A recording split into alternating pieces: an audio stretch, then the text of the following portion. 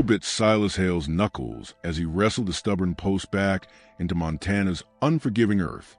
Wind moaned through the bitterroots, carrying the scent of snow and distant cedar. His ranch, a solitary island of weatherwood in a sea of frostbitten sagebrush, felt achingly empty. Then movement, a stumble, a woman, cloak torn and dark with something wet, dragged two children through the skeletal brush towards his fence line. She collapsed against the splintered wood, eyes wide with primal terror, gasping words that shattered the frozen silence. Please, please don't let them take my babies. Blood stained the snow where she fell. Before we jump back in, tell us where you're tuning in from, and if this story touches your heart, make sure you're subscribed, because tomorrow I've got something extra special saved just for you. The post slammed home with a final, satisfying thud. Silas Hale straightened, a sharp crack echoing from his spine, a familiar protest against years of labor and loneliness. He wiped sweat from his brow with a coarse sleeve, his breath pluming white in the late afternoon air. Around him, the vastness of his Montana claim stretched, rolling hills cloaked in tawny, winter-killed grass, dotted with stubborn sagebrush wearing caps of old snow. Beyond, the jagged teeth of the Bitterroot Mountains bit into a leaden sky. Silence, thick and heavy, pressed down. Only the wind's low whine through the barbed wire and the distant, mournful cry of a hawk broke it. Solitude was his constant companion, a mantle worn thin by time and grief. 5 years. 5 years since fever took Sarah, leaving him alone with the echoing emptiness of the sturdy log cabin and the relentless demands of the land. He worked the fence line not just to mend breaks, but to mend the ragged edges of his own spirit, the rhythmic hammering, the strain of muscle against stubborn wood and frozen earth. It was a penance, a distraction from the hollow ache in his chest that never truly faded. He glanced towards the cabin, smoke curling thinly from a stone chimney, a fragile beacon against the encroaching dusk. No welcoming figure in the doorway anymore, just the wind sighing around the eaves. He bent to gather his tools, hammer, wire cutters, a coil of fresh barbed wire already biting cold through his worn gloves. The chill seeped deeper as the weak sun dipped toward the western peaks, casting long, skeletal shadows across the land. That's when a flicker of unnatural color caught his eye, far down the slope where the property met the scrubby pines. Movement, erratic, stumbling. Not deer. Silas squinted, his hand instinctively dropping the tools and drifting towards a worn walnut grip of the Colt Peacemaker holstered at his hip. 3 figures. One tall, stumbling, half-carrying, half-dragging 2 smaller shapes. They emerged from the tree line, tripping over frozen clumps of grass, heading straight for his boundary fence. Silas remained rooted, a statue carved from suspicion and ingrained wariness. Strangers were rare this deep into the territory, and rarely brought good news. The woman, for it was a woman he could see now, wore a dark woolen cloak, torn and stained. The stains looked ominously dark against the gray fabric, even from this distance. Mud? Or something else? The children clung to her, one small boy, perhaps 5, his face buried against her skirts. The other a girl, older, maybe 9 or 10, her thin arms wrapped tightly around her mother's waist, her face pale and pinched with exhaustion and fear visible even across the yards. They reached the fence. The woman looked up, her gaze sweeping the barren hillside before locking onto Silas. Her eyes were wide, dark pools of utter desperation in a face smudged with dirt and streaked with tears that had frozen on her cheeks. She tried to speak, her mouth working soundlessly for a moment against the cold and her obvious distress. Then, with a choked gasp, she collapsed against the lowest strand of wire, her body sagging. The children cried out, thin, terrified sounds swallowed by the vastness. Please. Her voice was a raw scrape, barely audible over the wind. She sucked in another ragged breath, pushing herself up slightly, her eyes burning into his. Please, please don't let them take my babies. Her hand, trembling violently, clutched at the girl's shoulder. A fresh, Dark stain bloomed on the cloak near her own collarbone. Blood. Definitely blood. Every instinct honed by years of frontier hardship screamed caution. Trouble. This was trouble walking right onto his land. Strangers meant complications, and complications often meant violence. He owed these people nothing. His world was fences, livestock, and the crushing weight of memory. Let them stumble on towards a distant, indifferent town. He opened his mouth, the refusal forming on his tongue, harsh, protective, final. But his eyes met the little boy's. The child had lifted his head, peering out from behind his mother's cloak. Big blue eyes, wide with fear so profound it seemed to freeze the air in Silas's lungs. Eyes that held the same bewildered terror he'd seen in the mirror after Sarah was gone. Eyes that belonged to a child facing a world suddenly monstrous. The refusal died unspoken. Silas moved, not with haste, but with a sudden, grim purpose. He strode down the slope toward the fence, his boots crunching loudly on the frozen ground. The woman flinched as he approached, pulling the children closer, a low whimper escaping the boy. Silas stopped a few feet away, his gaze sweeping over them. Taking the ragged state of their clothing, the woman's pallor beneath the grime, the stark fear etched on all three faces. He saw no weapons, only desperation so potent it was almost a physical force. "Who's after you?" His voice was gravel and used a speech. The woman shook her head frantically, her breath coming in short, pained gasps. "Men, bad men, from a mine." Her words were clipped, forced out between shivers that racked her whole frame. Took my husband. Came for us," said the children, owed. She shuddered violently, her eyes darting back towards the tree line. "Please shelter. Just for the night? They'll find us out here." Owed? The word hung in the frigid air, ugly and laden with unspoken threats. Mine trouble? Debt collectors? Or something worse? Silas didn't ask. The immediate need was clear. The woman was wounded.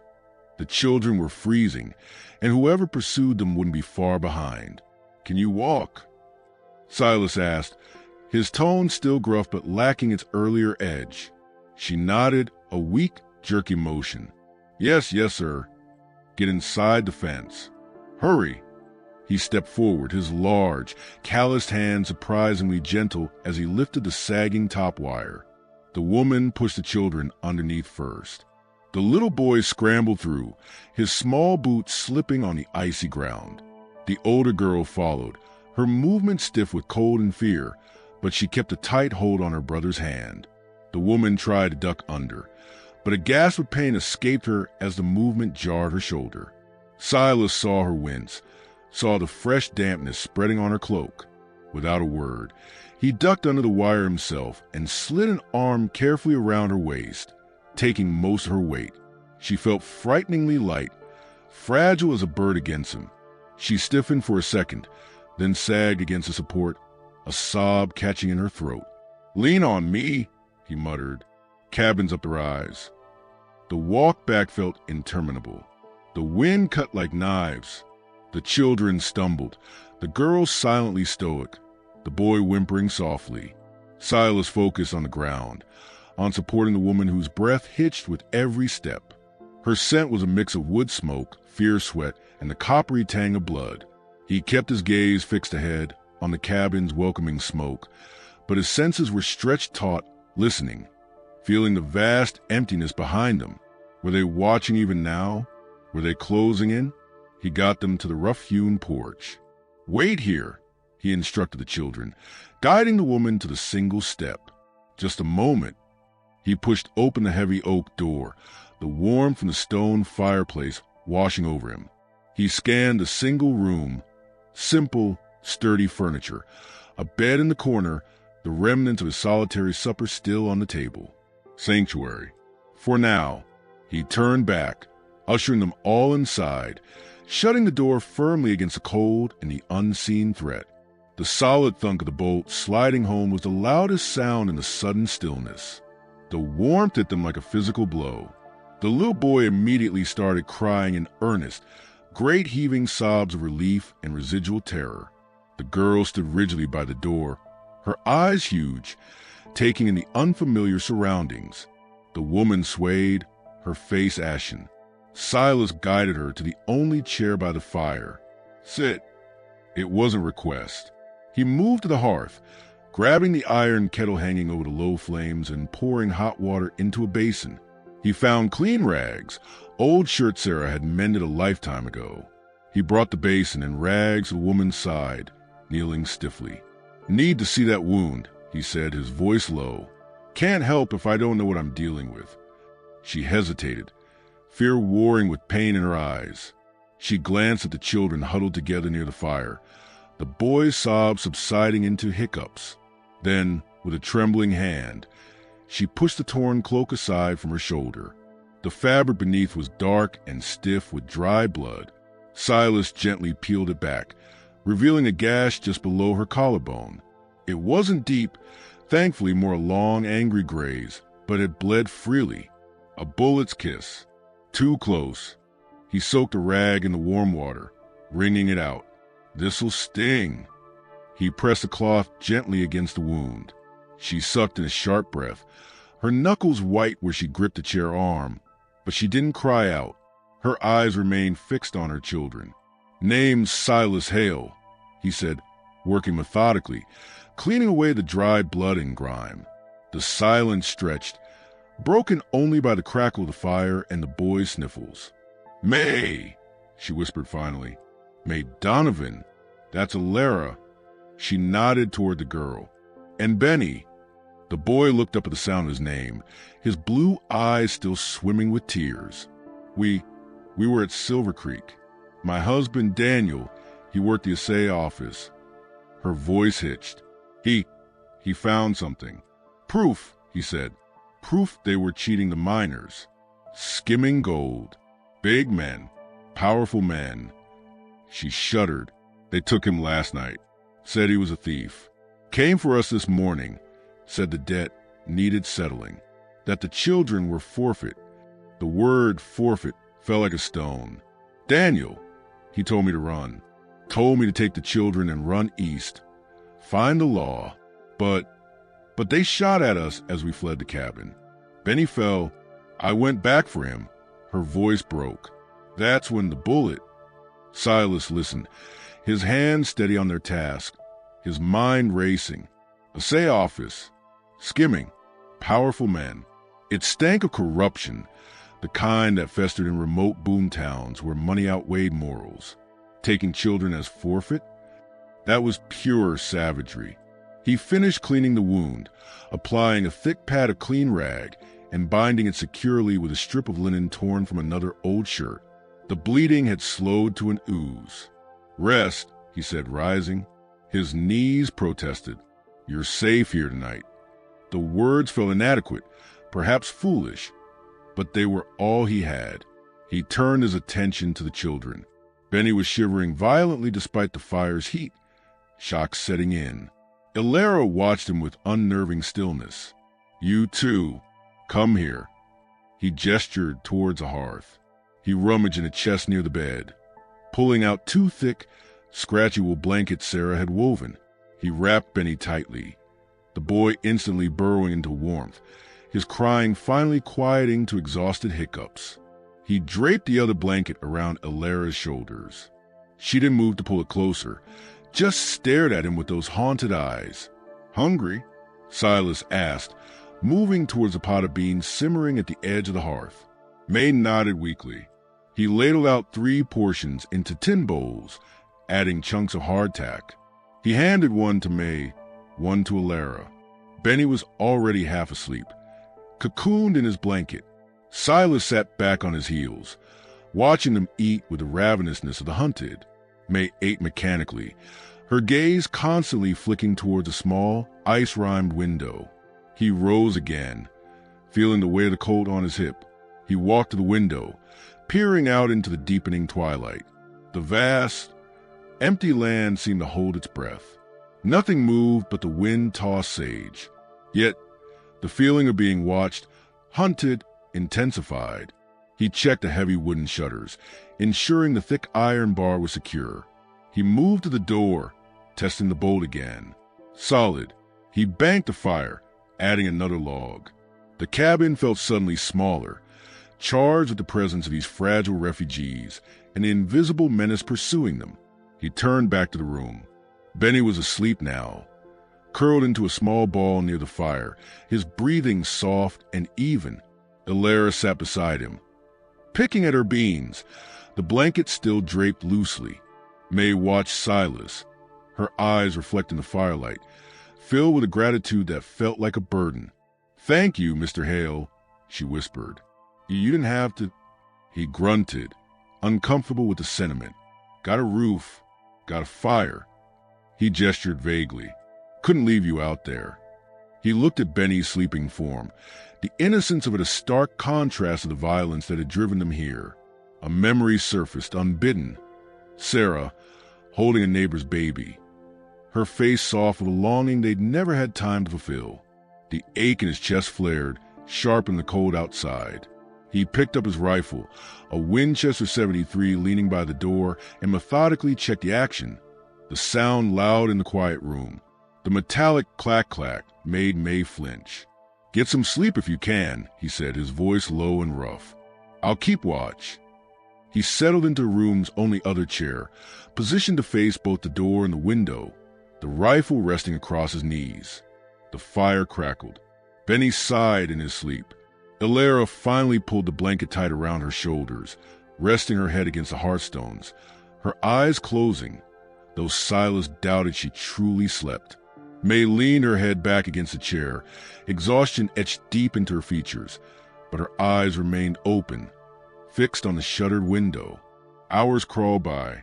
The wind outside rose and fell, whistling around the cabin corners like a living thing seeking entry. The fire burned low, casting long, dancing shadows on the log walls. Silas's eyes grew heavy, but he fought it, every sense straining. He heard the rhythmic tick of the old mantle clock Sarah had brought from back east. He heard the soft sigh of Benny's breath. He heard the creak of the chair as May shifted restlessly. Then, just as the deepest part of the night began to lighten toward a gray, pre-dawn gloom, he heard it, faint, almost lost beneath the wind's moan, distinct, unmistakable, the distant, rhythmic thud-thud-thud of multiple horses moving at a steady trot, coming from the west, from the direction of Silver Creek, and getting closer. Silas was on his feet in an instant, the chair scraping loudly on the plank floor. May gasped, jolted awake, her eyes wide with renewed terror. Elara sat bolt upright, clutching her sleeping brother. Silas moved swiftly to the window, carefully easing aside a corner of the shutter, peering out into the half-light. His blood ran cold, cresting the farthest ridge. Stark black shapes against the pale gray sky were riders, 4 of them, moving with purposeful speed directly towards his homestead. 4 riders, silhouetted against the bruise-colored dawn sky, purposeful, unmistakable, coming straight for the homestead. The thud-thud-thud of hooves, no longer faint but a grim drumbeat against the frozen earth, vibrated to the cabin floorboards. Silas Hale's grip tightened on the Winchester, the cold steel a stark counterpoint to the sudden heat flooding his veins. Adrenaline, sharp and familiar, banished the last vestiges of fatigue. "They're here," May breathed, the words barely audible, a ghost of sound swallowed by the hammering of Benny's frightened whimpers. Elara had scrambled to her feet, pulling her brother protectively behind her, her thin body rigid, eyes fixed on Silas with desperate, silent plea. Silas didn't waste words. He dropped the shutter corner, plunging the room back into firelit gloom. "Back!" he ordered, his voice a low growl that brooked no argument. Away from the windows, into the corner by the hearth. He gestured with the rifle barrel toward the deepest recess of the room, where the stone fireplace met the log wall, offering the smallest sliver of cover. May moved instantly, her pain forgotten the surge of terror, grabbing Benny and half-dragging him, Elara close behind. They huddled together, a tangle of fear and wool blankets, pressed against the rough stone. Silas watched them for a fraction of a second. The mother's pale, determined face, the girl's unnerving stillness, the boy's wide, tear-filled eyes, and felt the old, hollow ache in his chest twist into something fierce and protective. He couldn't fail them, not like he'd failed Sarah. Helpless against the fever's relentless burn, this threat he could face, this threat he would face. He moved swiftly, silently. Years of solitude had honed his movements in this small space. He snuffed the single oil lamp on the table, deepening the shadows. Only the flickering firelight remained, painting the room in shifting orange and black. He checked the heavy iron bar, securing the door.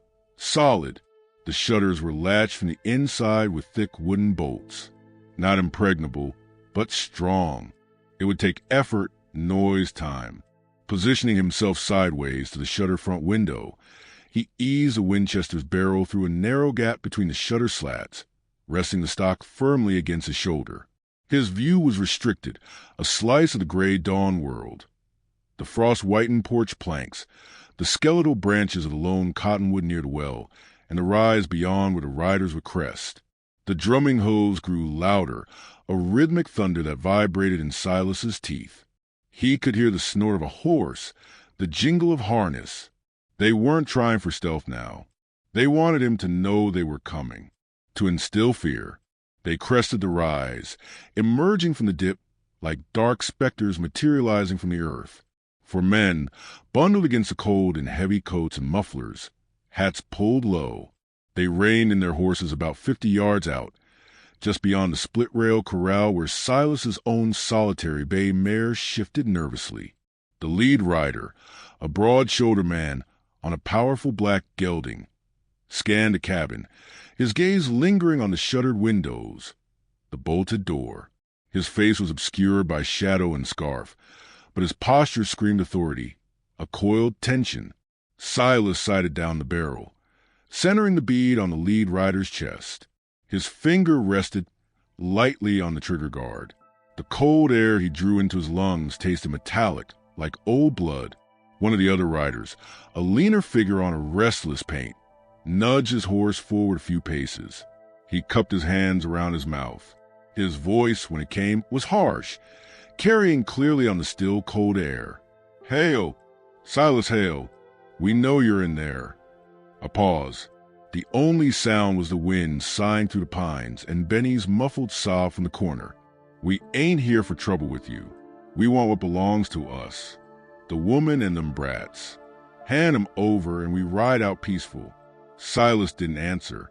He kept his breathing steady, his eye fixed on the lead rider. Giving them silence was its own answer, a defiance. The lean rider shifted in his saddle, glancing back at the leader, who gave an almost imperceptible nod. "Listen, Hale," the man called again, a harder edge creeping into his voice. "This ain't your fight. That Donovan woman's a thief. Her man stole property from the Silver Creek, consolidated, valuable property. The company wants what's owed, and the young Ewans, well, they're part of the debt. Hand 'em out now and there won't be no mess."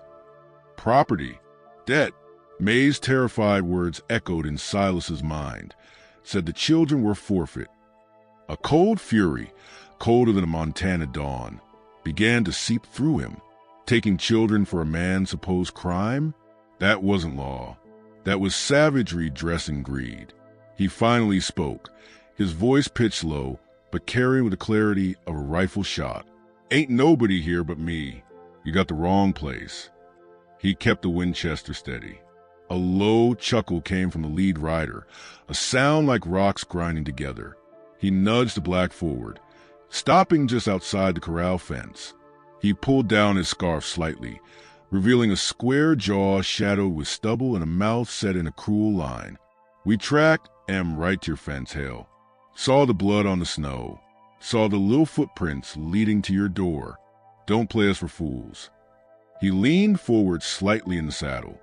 "You're a reasonable man, I hear. A man who keeps to himself.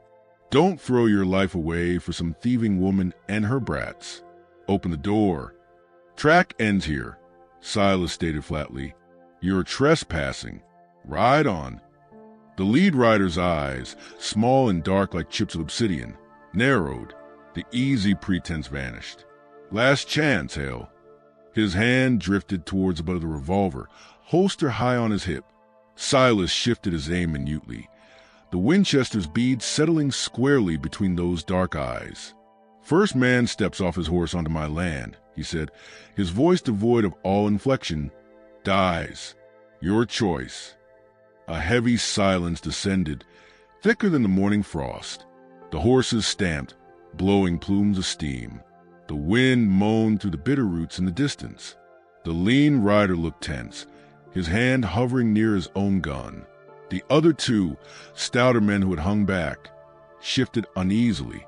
The lead rider stared at the cabin window, his gaze seeming to pierce the wood slats, trying to lock onto Silas's hidden eyes. The threat hung in the frigid air, tangible as ice. Finally, the lead rider spat onto the frozen ground. He didn't draw. Instead, he slowly raised his hand, palm outwards, a gesture of mocking concession. "Stubborn," he muttered, loud enough to carry. "All right, Hale, have it your way. For now." He tugged his scarf back up. "But we ain't leaving. You got no supplies for extra mouths for long. And nights get mighty cold and lonely out here." He wheeled his black horse around. "We'll be watching. Every move, every twitch of a curtain. You try to run, we'll know." He cast one last, lingering look at the cabin, a look that promised nothing good. "Come on, boys. Let's get comfortable." They didn't ride far. Silas watched through the shutter gap as they retreated back over the rise, disappearing momentarily. But they didn't leave. Minutes later, thin tendrils of smoke began to curl into the sky from just beyond the ridge. A campfire. They were settling in, making it clear. A siege. Silas lowered the rifle slowly, his muscles aching from the tension. He let out a breath he hadn't realized he was holding, the air fogging white in the chill of the room. The immediate threat had receded, replaced by a gnawing, relentless pressure. They were trapped. He turned toward the hearth corner. May had sunk to the floor, her arms wrapped tightly around Benny, who was crying softly into her shoulder. Ilera stood beside them, her small face pale but composed, her eyes wide and watchful, fixed on Silas. "They're camping?" May asked, her voice trembling. "They mean to wait us out?" "Seems so," Silas confirmed, his voice rough. He moved to the fire, adding another log. The flames leapt, casting dancing shadows. He needed to think, plan. Water wasn't an issue. The well was just outside the back door, but reaching it. Food. He had enough beans, flour, and salt pork for himself for a week, maybe 2 if he stretched it. For people, half that if they were lucky. And May needed proper tending. Her wound was clean but needed rest and food to heal properly. The children, Benny looked fragile, shadows under his eyes. "Mr. Hale?" Ilera's voice was small but clear. She'd stepped slightly away from her mother.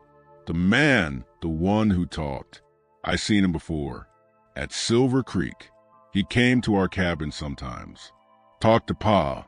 Always made Pa nervous." Silas looked at her. "You know his name?"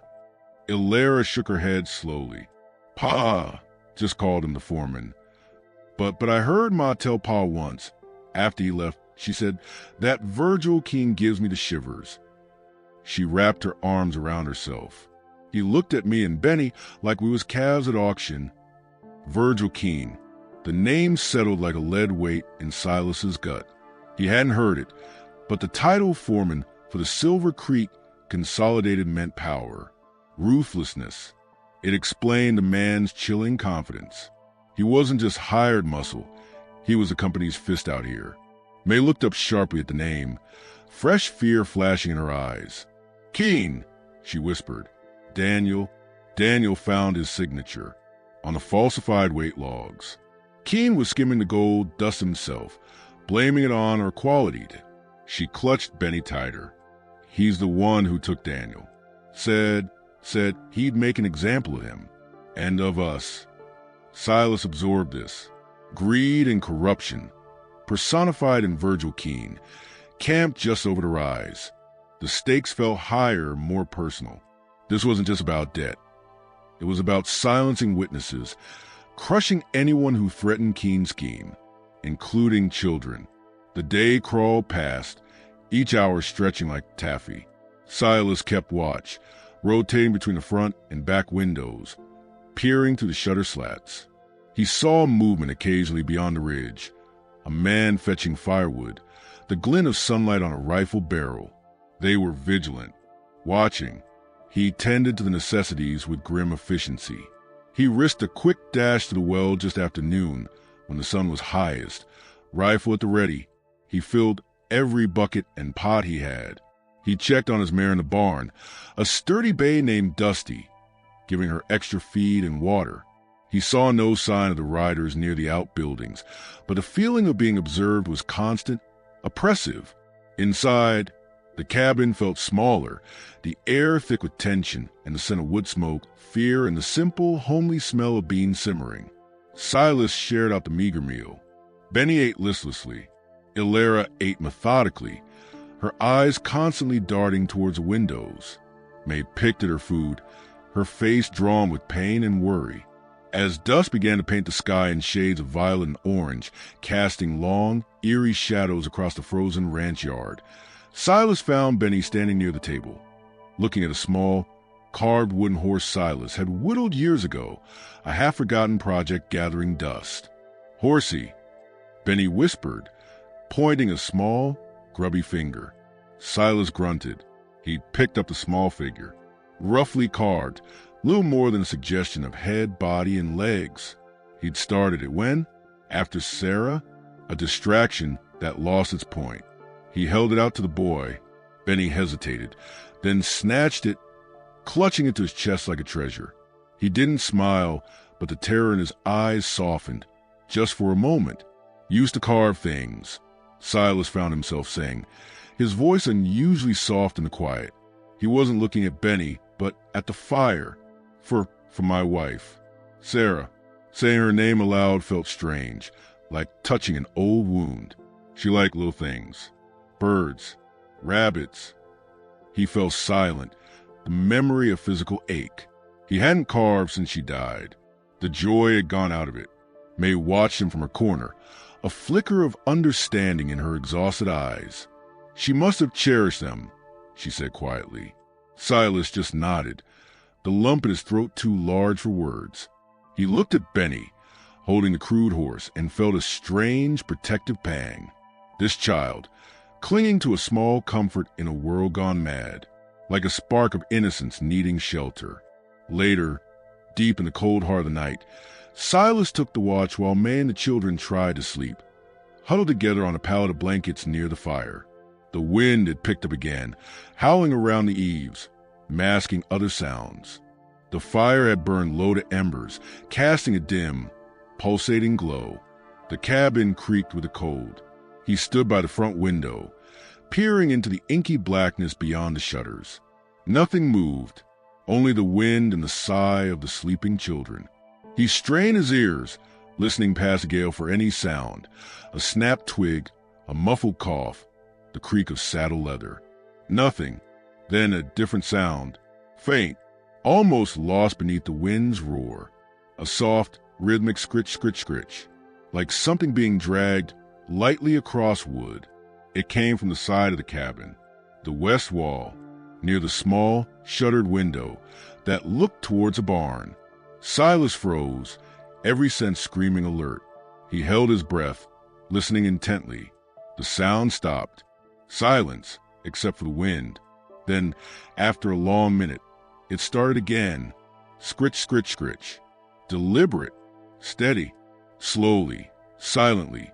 Silas moved away from the front window, his boots making no sound on the packed earth floor. He crossed the darkened cabin, stepping carefully around the sleeping forms. He reached the west wall, pressing his ear against the cold, rough logs. The sound was clearer now, definitely outside. Close, scritch, scritch, scritch, like a knife point or perhaps a nail, being drawn slowly, methodically, across the outer surface of the logs. Back and forth, back and forth. It wasn't random. It felt like a message, a taunt. His blood turned to ice. They weren't just watching from a distance. One of them had crept close in the howling dark, right up to the cabin wall. How long had he been there? Listening? Testing the structure? Marking something? Silas raised a Winchester, pointing it blindly towards a shuttered window, where the sound seemed centered. His finger tightened on the trigger. Should he fire? Warn them off? Risk revealing his position through the shutters? Before he could decide, the scratching stopped abruptly. A beat of utter silence, filled only by the wind's shriek.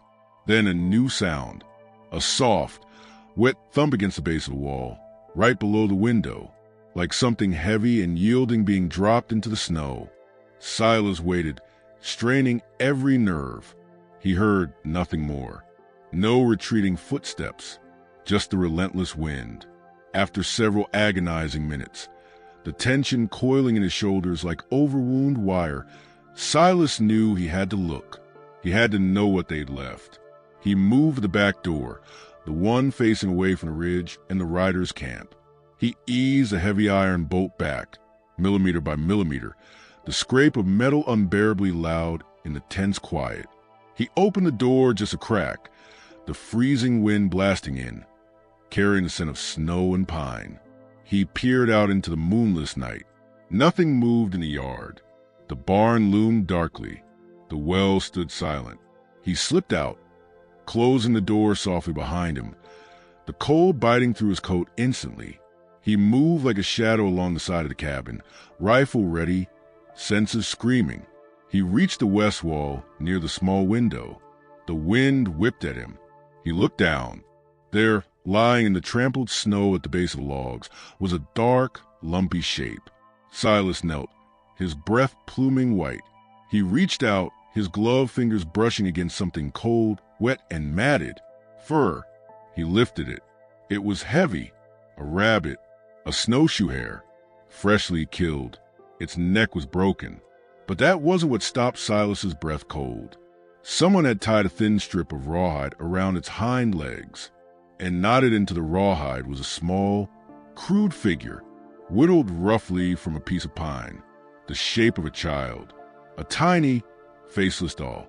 The message was clear, a threat not just to the children, but a mockery of their vulnerability, a promise delivered in blood and crude craft. Silas stared at the grisly token, the wind howling around him like the voices of the damned. They weren't just waiting, they were playing with him, savoring the fear, and they were far closer, far bolder than he dared to imagine. A sudden, sharp crack split the night. Not thunder, not a branch, the unmistakable report of a rifle shot. It came not from the ridge where the campfire smoldered, but from much closer, from the direction of the barn, and the bullet slammed into the log wall of the cabin, inches above Silas Hale's head, showering him with splinters of frozen wood. Splinters of frozen wood stung Silas Hale's cheek. The rifle's sharp crack still echoed in his skull, momentarily louder than the howling wind. Instinct, honed sharper than any blade, took over.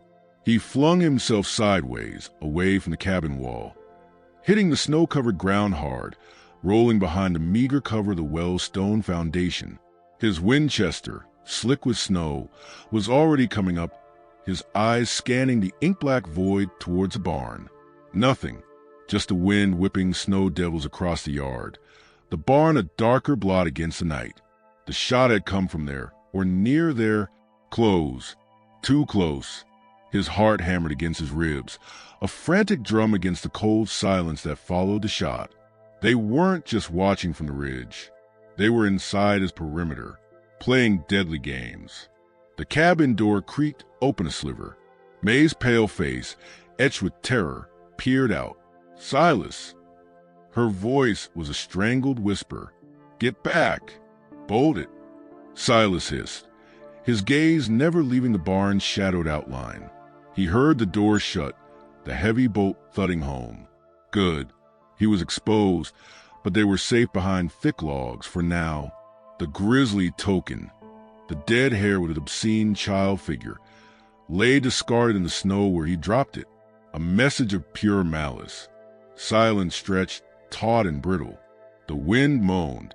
Snowflakes, fat and wet, began to fall, swirling in erratic gusts. Silas stayed low, every sense straining. He listened for the crunch of a boot, the rasp of cloth against wood, the telltale click of a hammer. Nothing but the elements. The shooter was gone, vanished back into the storm's cloak, or lying in wait. The uncertainty was a knife twisting in his gut. He couldn't stay out here. He was a target, moving with agonizing slowness, keeping the well between him and the barn. He crab-crawled backwards toward the cabin. Every inch felt like a mile. Snow packed into his collar, melted down his back. His breath came in ragged clouds. Finally, his boot heel touched the rough-hewn planks of the porch. He scrambled up, pressing his back against the door. "It's me!" he rasped, pounding twice. The bolt scraped. The door opened just enough for him to slip through and slammed shut again. Warmth, thick with the smell of wood smoke, sweat and fear enveloped him. He leaned against the door, breathing hard, the cold radiating off his clothes. May stood back, clutching a kitchen knife, her face bloodless. Ilera had dragged Benny into the far corner again, both children wide-eyed statues of fear. The crude wooden horse Silas had given Benny lay forgotten on the floor. "Who?" May began, her voice trembling. "One of Keen's," Silas grated, brushing snow from his shoulders. "Sneaked down from the ridge. Left that thing. Took a shot when he saw me." He moved to the front window, carefully easing a shutter slat aside. The falling snow was thickening, reducing visibility to a swirling gray curtain. The barn was a vague shape now. He's back out there somewhere. Or holed up in the barn. The barn. May's hand flew to her mouth. Dusty. Silas's jaw tightened. His mare. He hadn't considered that. If they'd gotten into the barn. She's tough. Barred the door from inside when I left her. He prayed it was true. Dusty was more than livestock. She was his last connection to a life that felt centuries old. Losing her now, he shook the thought away. Survival first. The rest of the night was a vigil etched in nerve-shredding tension. Silas rotated between windows, peering into blinding snow, rifle ready. He heard nothing more from the barn, no sound of Dusty distress. But the silence felt heavier, more menacing. The unseen enemy, emboldened, could be anywhere. May tried to get the children to sleep, but Benny whimpered constantly, and Ilera sat rigidly awake, her eyes tracking Silas's movements. The fire dwindled to embers, casting long, dancing shadows that seemed to ride with hidden threats. As the first feeble gray light of dawn seeped through the shutters, the snow finally lessened. Silas risked a clearer look. The yard was a pristine white blanket, marred only by his own frantic tracks from the night before, leading from the west wall to the well and back to the porch. No other footprints were visible near the cabin. The wind and fresh snow had seen to that. But near the barn, he squinted. Tracks, several sets, coming from the direction of the ridge, circling the barn, then heading back. They'd been busy while the snow fell. He needed to check the barn. Needed to know about Dusty. Needed to see if they'd left any other nasty surprises. And water. They needed water. The buckets inside were low. "Stay away from the windows," he ordered May, his voice rough with fatigue. He loaded extra shells into his coat pockets. "Check the colt at his hip. I'm going to the barn. Then the well. Bolt this door behind me. Don't open it for anything but my voice, understood? 3 knocks, then my name." May nodded, her eyes filled with dread that mirrored his own. She clutched Ilera's shoulder. "Be careful." Silas eased the door open, stepping out into the biting dawn air. The world was hushed, muffled by snow.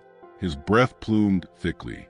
He moved quickly, rifle at the ready, scanning the ridgeline, the barn, the surrounding scrub. Nothing moved but a lone magpie, startled from a cottonwood branch, its raucous cries shattering the stillness.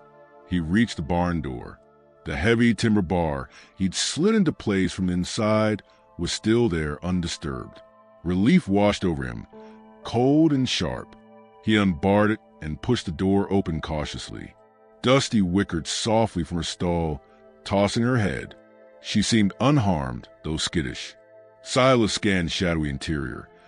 Tools on their pegs, hay bales stacked, no sign of intruders. They looked, maybe tried the door, but hadn't forced entry. A small mercy. He barred the barn door securely from the outside this time. Dusty was safe for now, but trapped. He couldn't risk leaving it open. Next, the well. The stone cover was heavy, frosted white. He hauled it aside, the scrape loud and quiet. He filled 2 buckets quickly, his back prickling with the sensation of unseen eyes. Every shadow in the sagebrush seemed to hold a rifleman. He grabbed the buckets, the weight pulling at his shoulders, and hurried back to cabin. 3 sharp knocks. Silas. The bolt scraped, the door opened. He slipped inside, the warmth hitting him like a physical blow after the intense cold. May took the buckets, her hands trembling slightly.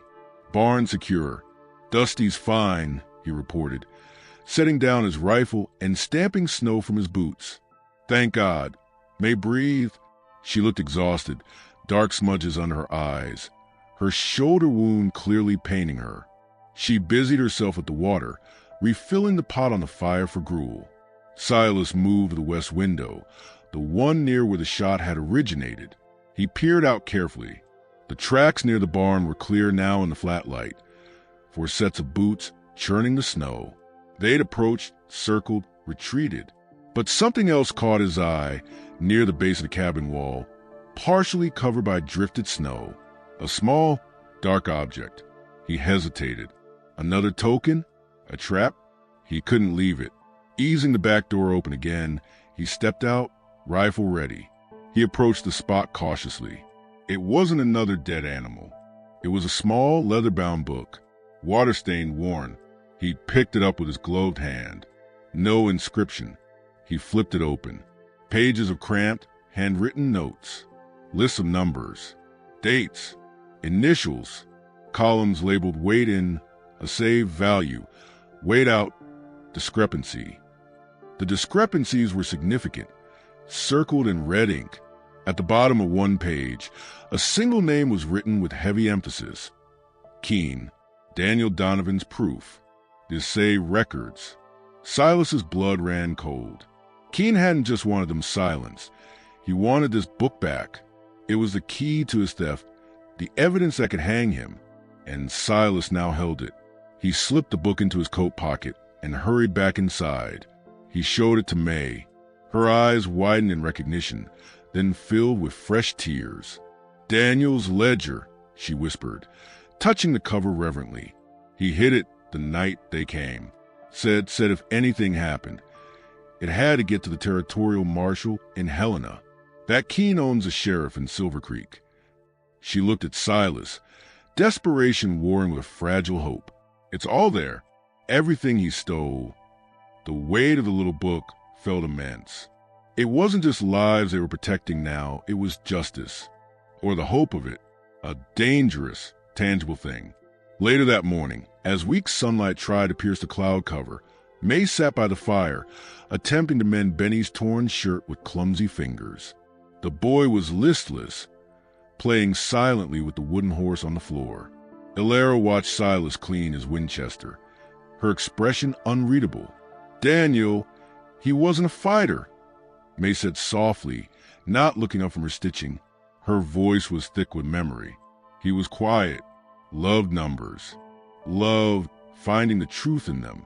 When he figured out what Keene was doing, he was scared, Silas, truly scared. But he said he couldn't let those miners be robbed blind. Said it was a sickness, greed like that. She paused, a tear dropping onto fabric. He said Keene looked at people like numbers too, like things would be used up, especially children. Cheap labor for the mine someday, he said, or just a way to hurt. She shuddered. That's why forfeit? To Keene, they're just property, expendable. Silas listened, methodically oiling the rifle's action.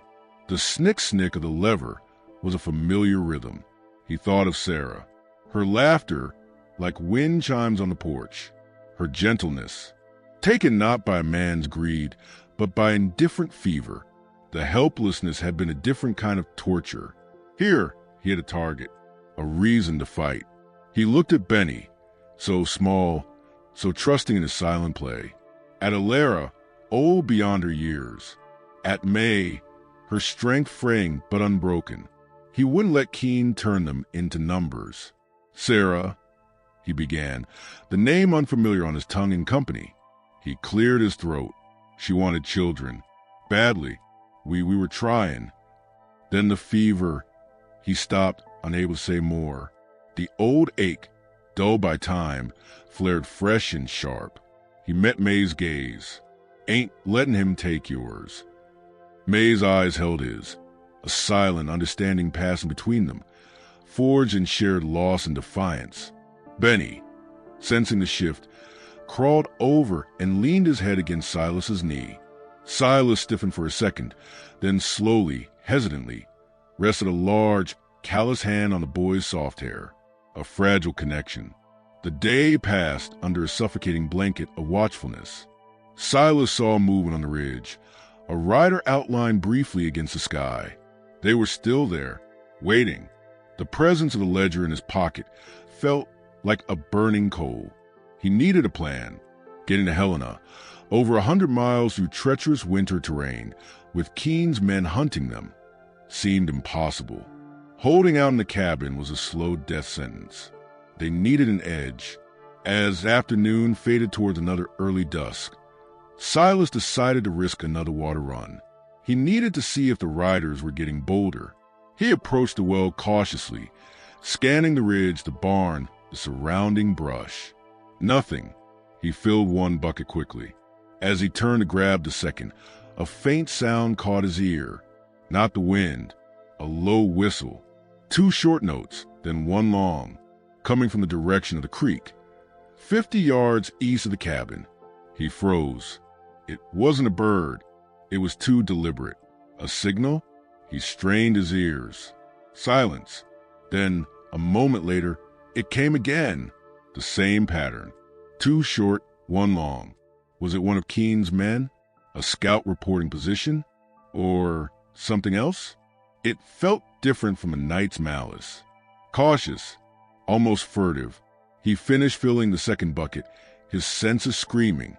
He scanned the creek bank, thick with leafless alders and drifted snow. Nothing moved.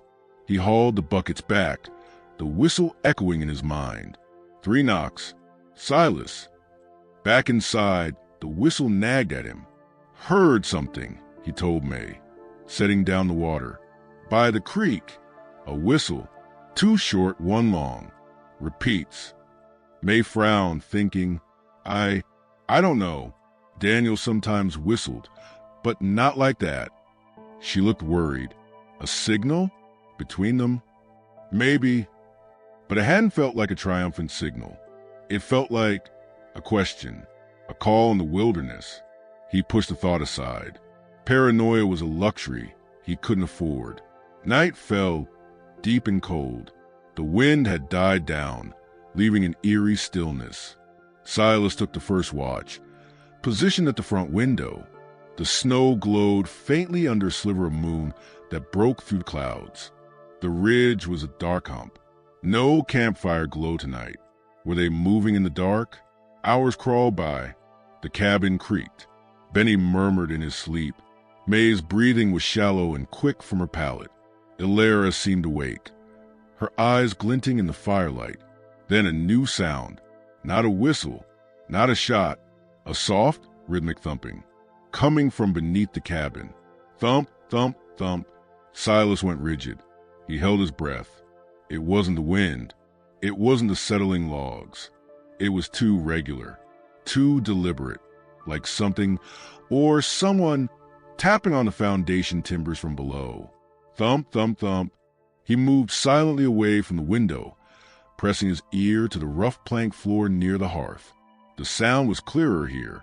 definitely underneath, in the shallow crawl space between the ground and the floorboards. Thump, thump, thump, his blood turned to ice. They weren't just outside. One of them was under the house. How? How long had they been down there? Listening? Waiting for a moment? Preparing to what? Set a fire? Pry up a floorboard? The tapping stopped abruptly. The silence that followed profound, thick with menace. Silas slowly raised his head, his hand closing around the Winchester stock. He looked at May. Her eyes were wide in the gloom, having heard it too. Ilera was sitting bolt upright, frozen. Then a new sound, a slow, deliberate scrape, like metal dragging across wood, directly beneath the spot where May and the children lay sleeping. The slow, deliberate scrape of metal on what froze the blood in Silas Hale's veins. It came from directly beneath the floorboards where May and the children huddled. Not random, purposeful, malicious. The air in the cabin thickened, charged with a terror colder than the Montana night outside. May gasped, scrambling backwards on the pallet, dragging Benny and Ilera with her, pressing them against the stone hearth.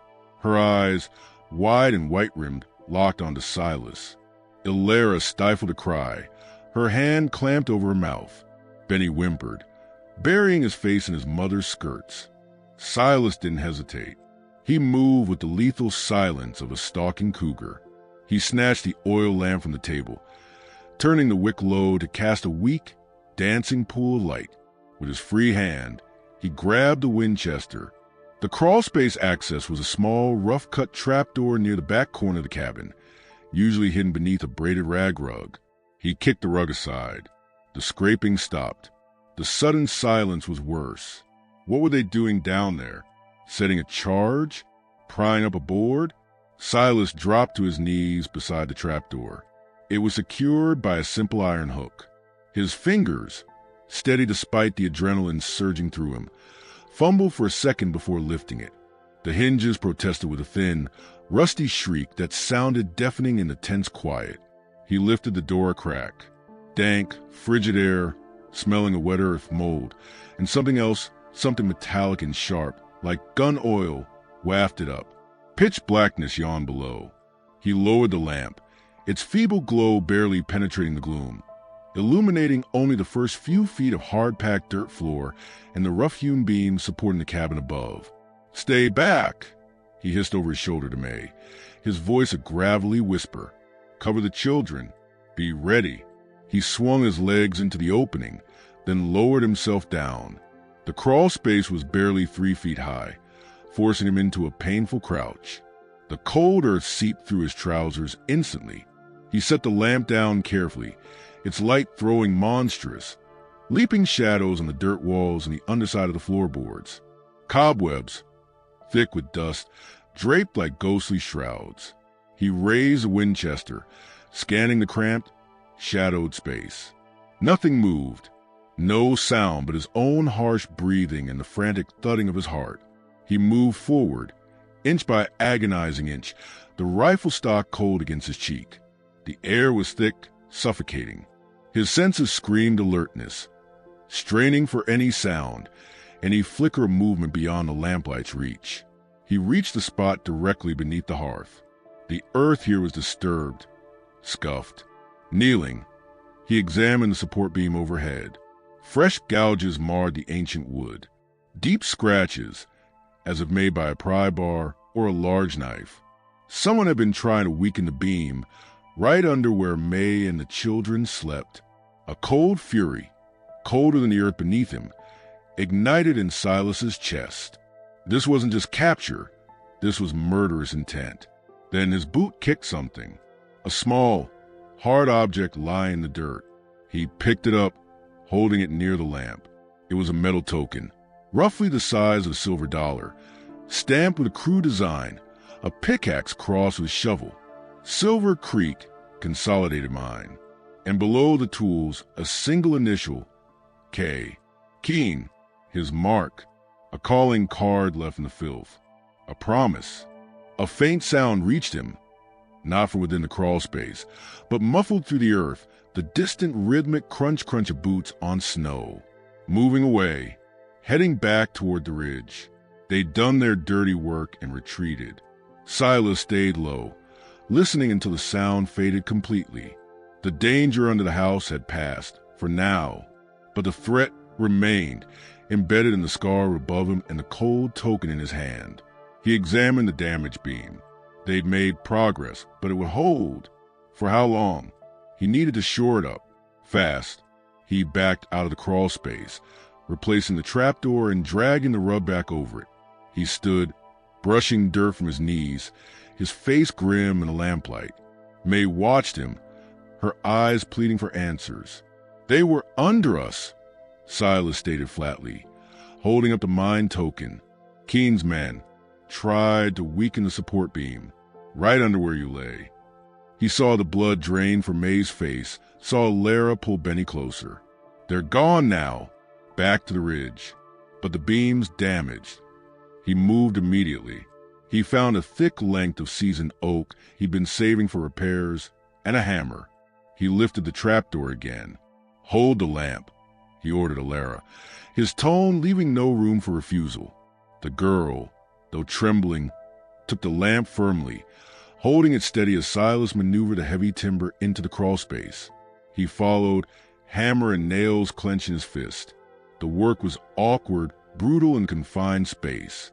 Each hammer blow echoed like a gunshot in the hollow darkness, the vibration shuddering to the floorboard above. Sweat stung his eyes despite the cold. He braced a new timber tightly against a damaged beam, driving nails deep with fierce, focused blows. It wouldn't hold forever against determined effort, but it would buy time, precious time. When he emerged again, his muscles screaming, dirt streaking his face and clothes. Dawn was a pale smear on the horizon. The blizzard had passed, leaving the world encased in glittering, deceptive stillness.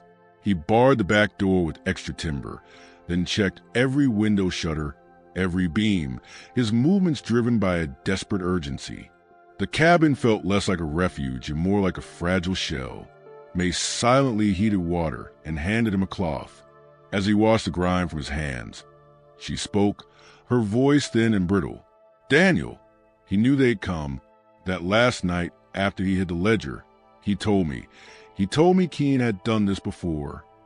She wrapped her arms around herself, staring into the fire's embers. Not here, back in Idaho territory. Another Say clerk found discrepancies, spoke up. Him and his family, they just vanished. Stagecoach accident, they said. But Daniel, he found a miner who'd seen them drag from their cabin in the night. Never found the bodies. She looked at Silas, her eyes haunted. Keen doesn't leave loose ends. He erases them. That's what forfeit means. Erased. The weight of her words settled heavily. This wasn't just greed. It was a pattern of ruthless elimination. Silas thought of the ledger in his pocket, its damning numbers. It was more dangerous than he'd realized. It was a death warrant for anyone connected to it. Benny started coughing, a dry, rasping sound that shook his small frame. May felt his forehead, her worry deepening. He's burning up, she murmured, panic edging her voice. The fear, the cold, the relentless tension. It was taking its toll on the weakest. Silas crouched beside the boy. Benny's cheeks were flushed, his breathing shallow. The vulnerability in his fevered eyes cut through Silas's weariness. He remembered Sarah, burning with fever, the helplessness that had consumed him. He couldn't feel that again. He dipped a clean rag in the cool water May offered and gently wiped Benny's forehead. The boy whimpered, his eyes fluttering open, unfocused. It's all right, son, Silas murmured, the unfamiliar term feeling strangely right on his tongue. Just rest. He stayed there, crouched by the pallet, the rough rag moving with gentleness he hadn't known he possessed, while May tended the fire and Alara watched, silent and grave. In that quiet moment, tending the sick child, the gruff rancher and the fugitive family forged a deeper, unspoken bond against the darkness pressing in. Later, As Silas forced down some cold beans, his mind churned. They couldn't stay. The cabin was compromised. The beam was weakened. Supplies were dwindling. Benny was sick. Keen's patience would wear thin. The ledger needed to reach Helena. But how? Over 100 miles of winter wilderness with a sick child and relentless pursuers? Impossible. Unless the whistle, the too short, one long signal from near the creek yesterday. It nagged at him. It hadn't felt like a threat. It felt different, out of place with Keen's brutal tactics. Was it possible? Could it be someone else? Someone not aligned with Keen? A desperate hope, fragile as ice, began to form. He needed to know. He needed to answer that whistle. As dusk began to gather, painting long blue shadows across the snow, Silas prepared. He loaded both the Winchester and his Colt Peacemaker. He wrapped a thick scarf around his face. "I'm going out," he told May. "To the creek, to answer that whistle." May's eyes widened in alarm. "Silas, no. It's a trap. It has to be."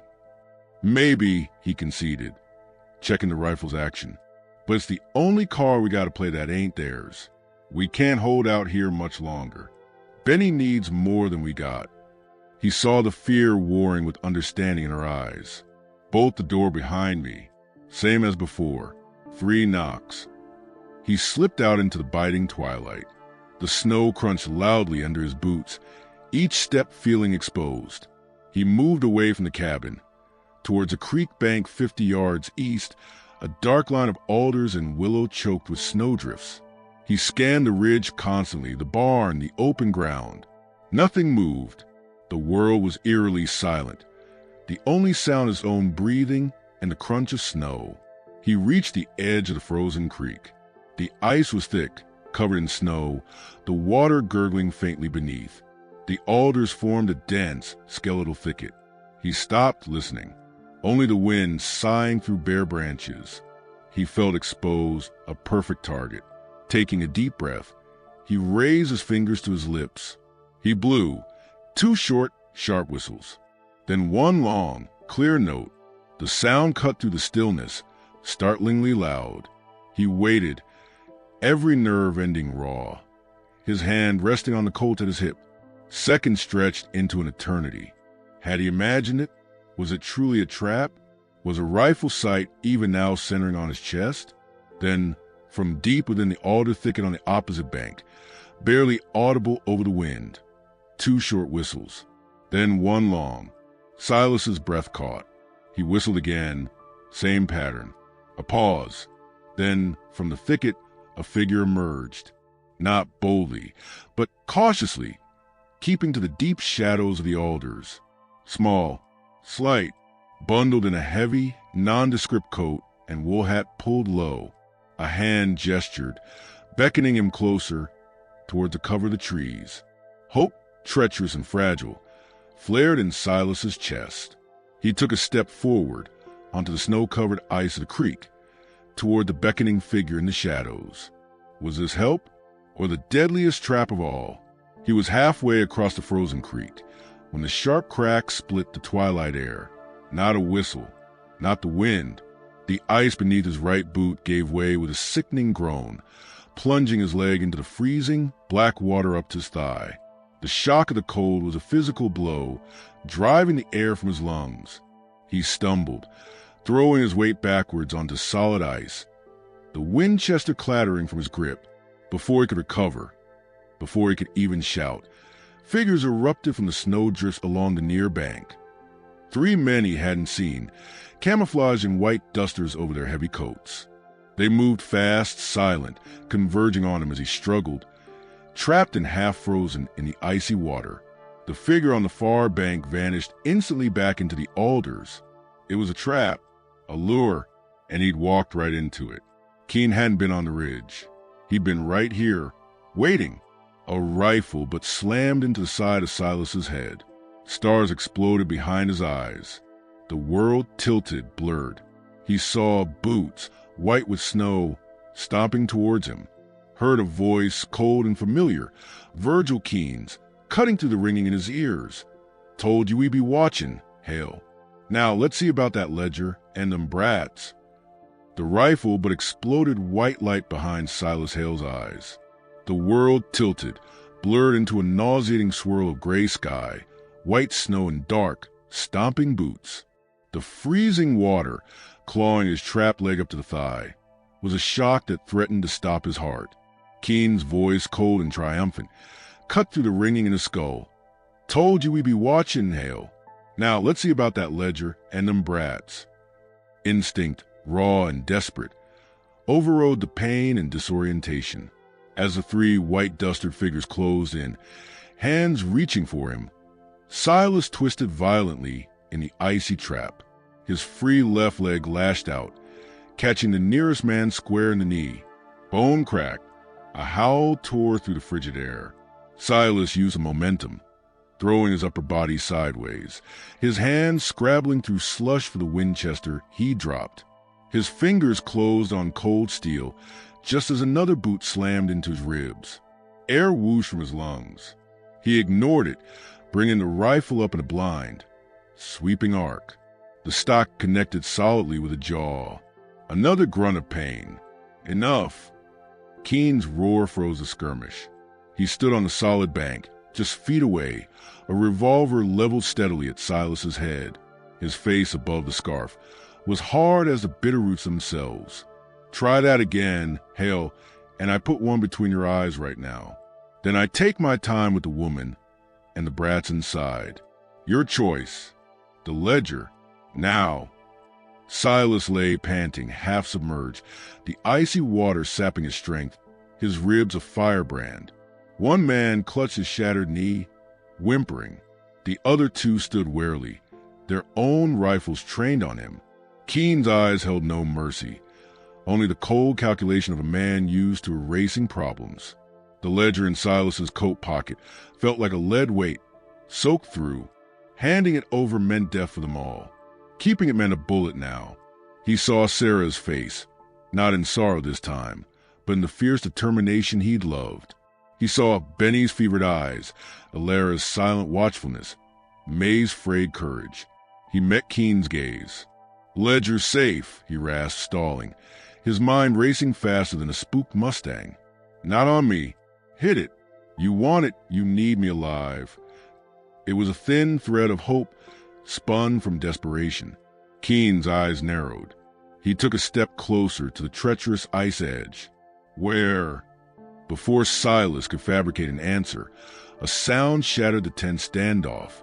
Not a whistle this time. A high, piercing cry. A child's terrified scream. Benny's scream, coming from the cabin. Keen's head snapped towards the sound. A flicker of surprise, then predatory satisfaction crossing his features. Seems your guests got restless, he sneered. Boys, check that cabin. Get them brats. The two uninjured men hesitated only a second before turning, abandoning Silas, and starting toward the cabin at a run, their white dusters blending with the snow. No! The roar tore from Silas's throat, raw with fury and fear. He surged against the ice, the cold forgotten, only the image of May and the children facing those men driving him. The ice groaned, threatening to give way further. He raised a Winchester, aiming wildly at Keen. Called him off. Keen didn't flinch.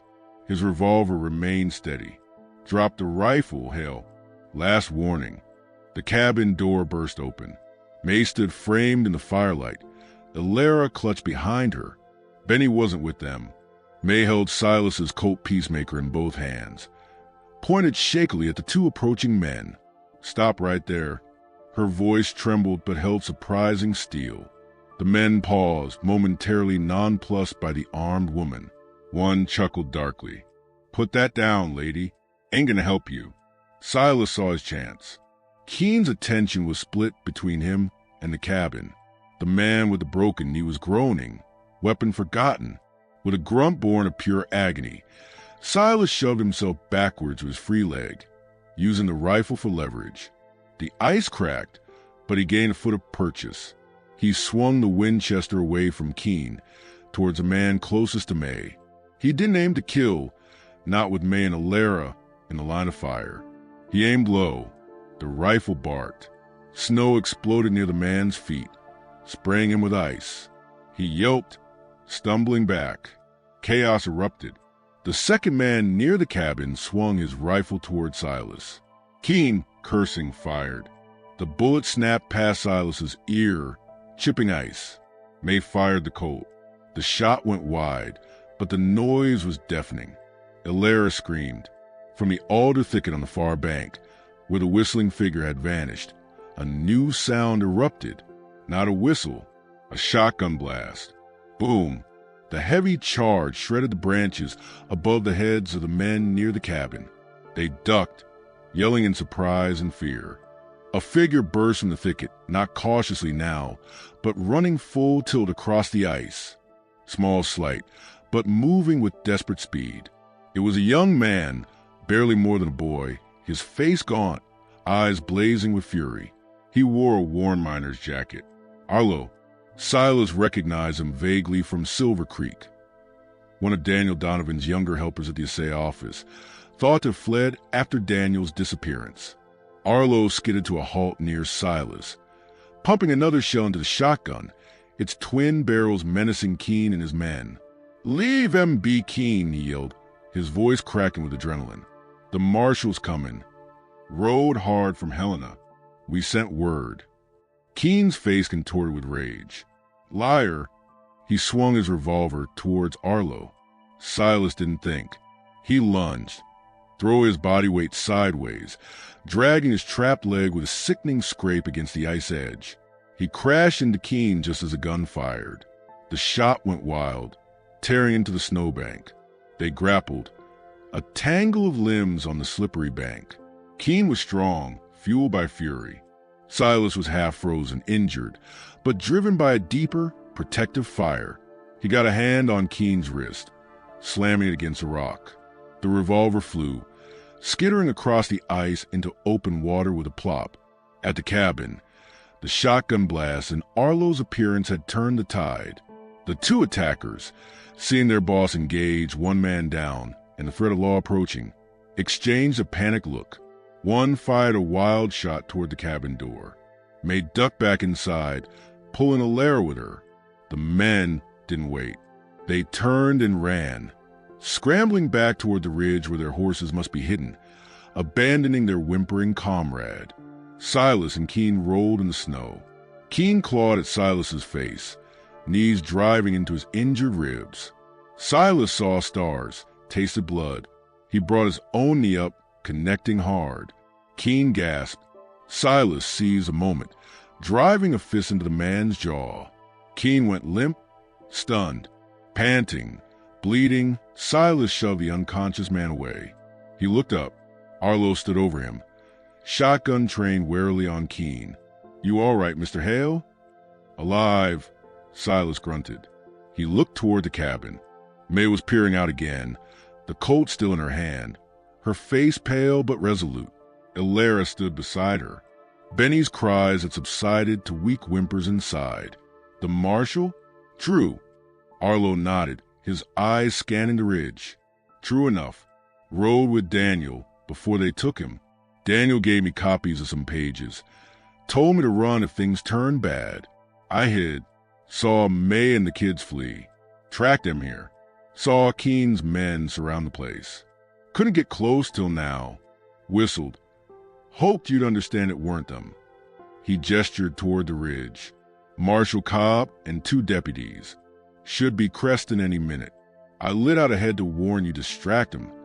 Hope, fierce and bright, surged through Silas, momentarily eclipsing the pain.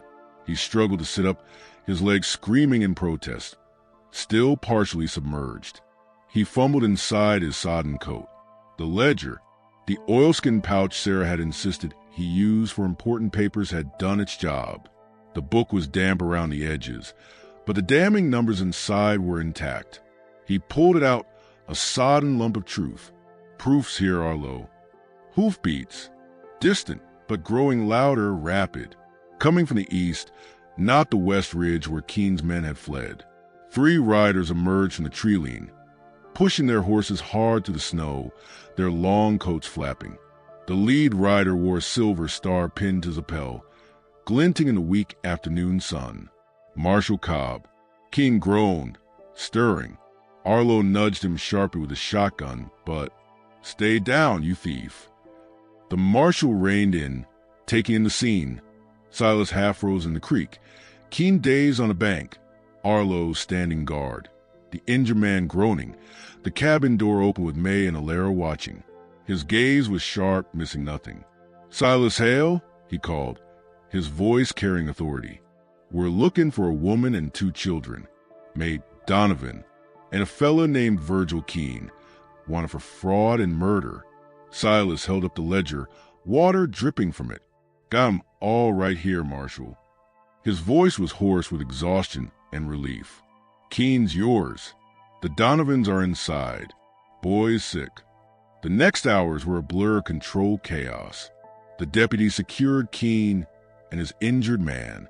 Marshal Cobb, a no-nonsense man with eyes that had seen too much, took brief, efficient statements from Silas, May, and Arlo, his gaze lingering on the damning ledger. He examined the damage beam in the crawl space, his expression grim. A wagon was sent for from the nearest settlement, miles away. Benny's fever broke under May's constant care and the relative safety that descended with the law's presence. Alara remained quiet, shadowing her mother, but the terrified watchfulness in her eyes began to ease. Silas, his leg painfully numb and his ribs bandaged by the marshal's field kit, sat by the fire, the ledger now in Cobb's possession. Cobb approached him as dusk settled, painting the snow in deep blues and purples. "Keene's done," he stated flatly. "This ledger and Arlo's testimony, it's enough for a rope in Helena. The Silver Creek sheriff's in his pocket, but he'll swing too. Miners are already stirring up trouble back there." He looked at Silas, his gaze appraising. "You saved their lives, Hale. Took a hell of a risk." Silas looked across the room. May was singing softly to Benny, who slept fitfully in her lap. Alara leaned against her mother, her eyes finally closed. Arlo was outside, helping a deputy tend the horses.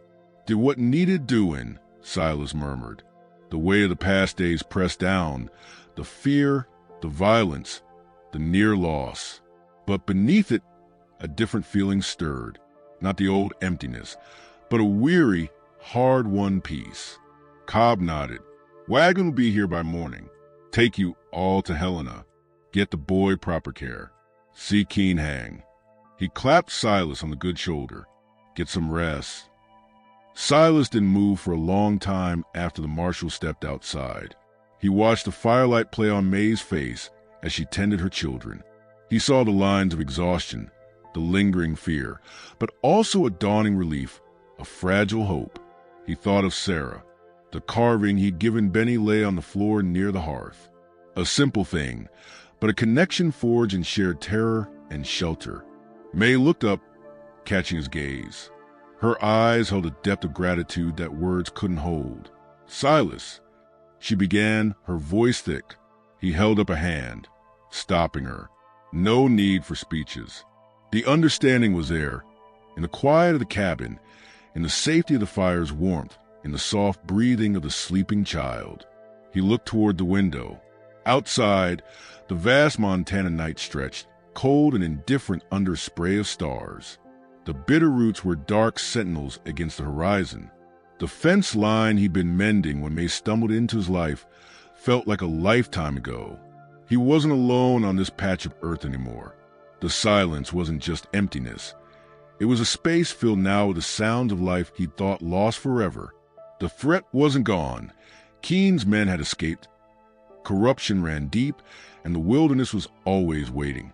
Justice might be served in Helena, but the world remained hard and uncertain. Yet, as he looked back at May and the children, a flicker of something long dormant stirred in Silas Hale's chest.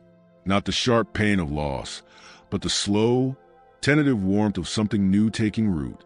It wasn't a replacement. Sarah's memory was etched too deep for that. It was different, a reason to mend more than fences. He picked up the small wooden horse from the floor, its rough shape familiar in his calloused hand. Outside, The wind sighed around the eaves, but inside, the cabin held its breath no longer. It held hope, fragile and hard-won, like a green shoot pushing through frozen ground.